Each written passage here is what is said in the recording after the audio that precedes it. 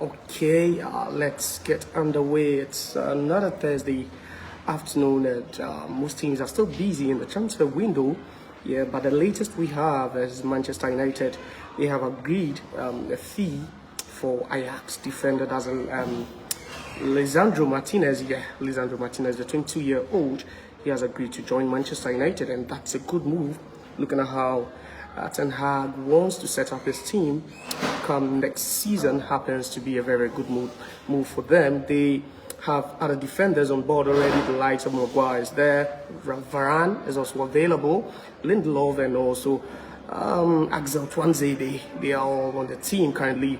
But I believe that beefing up that squad with a new signing at that position is quite a good move, or it's a move towards the right direction for Manchester United. And today we'll be talking about Lisandro Martinez's move. There's a chap who played 3 seasons ago in the Argentine top flight league. He played for Defensa y Justicia before moving to Ajax in the Eredivisie, and he's won the Eredivisie twice already, and also the Johan Cruyff Shield with Ajax before signing or agreeing to join Manchester United. We knew that Arsenal were also there. They also wanted, to sign the chap from Ajax, but unfortunately, he chose Manchester United over Arsenal. And also, there's been news on Frenkie de Jong, because he has also, Barcelona have agreed to sell him, or they have sanctioned his sale to Manchester United in a fee of £72 million, but it's just hanging. And the only thing left now is for Frenkie de Jong to agree personal terms with Manchester United.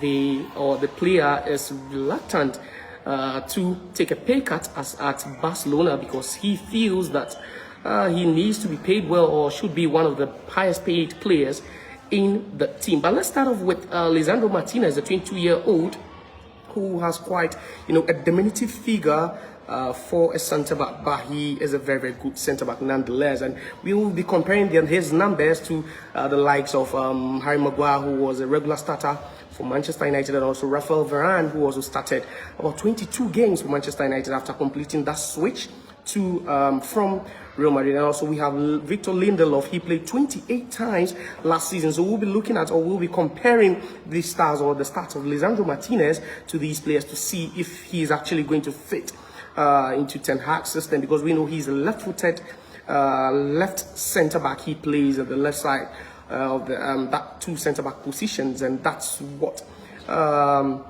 Ten Hag really wants. He wants a left-footed player to complement the other player who plays at the right-hand side of defense. So we look at the numbers, and most of you have already, or are already watching. We have Lee Baines watching, Gil Davies, you're watching, and also Martin Todd, as well as Hakeem Adekola. Adekola, good afternoon to you. The last time I think you nearly joined our feed, but we just couldn't pick you on that one. But if you're joining us, we are talking about Lisandro Martinez's move to Manchester United, and the deal is almost done, and we believe a fee of around £50 million has been agreed between Manchester United and also Ajax. So that's what we have. But let's look at Lisandro Martinez, and let's ask the question we are going to ask is, don't we have plenty of centre-backs? What does he bring to the table at Manchester United? And let me run you through some stats, because we compared his numbers to the lives of Harry Maguire, Rafael Varane and Lindelof.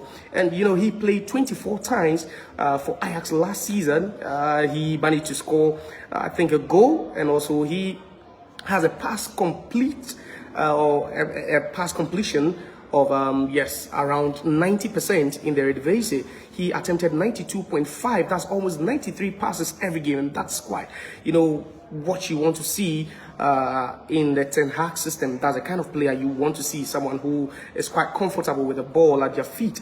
And he also was involved, or he contested 10.6 dwells, and that's a high, or a league high in the Eredivisie. You look at his last man tackles made, he averaged 0.1 per game, and he also won 3.6 ground dwells. So let's just take it one after the other, and also compare it to the other numbers that we have. So let's start with the pass completion, because we have always cried, or we have always yearned for a defender who can, or who feels comfortable with the ball at their feet, who can just spread the passes here and there. And he averaged 92.5 passes per game. That's what he averaged, as compared to Maguire's 56. You have 56 also for Varane, and also Lindelof averaged 52. So you look at Martinez, and you can see how comfortable he is, because there's a chap who can be deployed as a defensive midfielder, and he has played, in that position, a couple of times for Erik ten Hag during his days at Ajax. So, averaging over 90 passes per game. That should tell you that, building up from the back will be something we'll be seeing frequently next season at Manchester United. Now, let's look at the duels contested over there. He contested almost 11 duels per game as compared to Maguire's 7.2, 6.4 from Varane, and also that's 5.2 from Lindelof. So you look at this chap, even though he's just 5'7" or 175 centimeters tall or 1.75 meters tall, there's a chap who is not scared, to go in for those 50-50 duels. 10 or almost 11 duels per game. That's quite impressive. Maguire averaged just 7.2, 6.4 from Varane, and also 5.2 from Lindelof. So you can compare his numbers to that of what we have already, and you can see that this is definitely going to be the signing of the season for Manchester United. Last season, we shipped in lots and lots of goals, but having this chap, Lisandro Martinez, we've seen him play. Definitely, he was with Ajax. He played 8 times in the UEFA Champions League last season. He was with Argentina, even though he couldn't get, a starting berth in the Finalissima against Italy. He's been instrumental for them. Now let's move on to tackles made, and there's a chap, even though yes, you can question the quality or the competitiveness of the Eredivisie, he made 2.3 tackles per game, and that's a high, as compared to the other numbers we have over here, because Maguire is 1.3, we have 1.4 for Raphael Varane, and also we have 0.7 for Lindelof. So he is averaging almost 1 tackle per game, more than the Manchester United defenders currently, and that is quite impressive. Now we look at ground duels, that winning tackles, ground balls, those 50-50 duels, and he won, or he managed to win 3.6 duels last season compared to 2.1 from Harry Maguire, 1.8 from Raphael Varane, and just 1 per game from Victor Lindelof. So you can see that, in all those categories, he leads, not just, but by, insignificant figures, but quite, a landslide. He leads, over there. But in terms of interceptions also, he averages 2.2 interceptions per game as compared to Maguire's 1.2, 0.9 from Raphael Varane, and 1 from Lindelof. So this is a top quality player Manchester United getting on their hands over there. And Ajax, we believe they've been, reluctant to sell for some time now.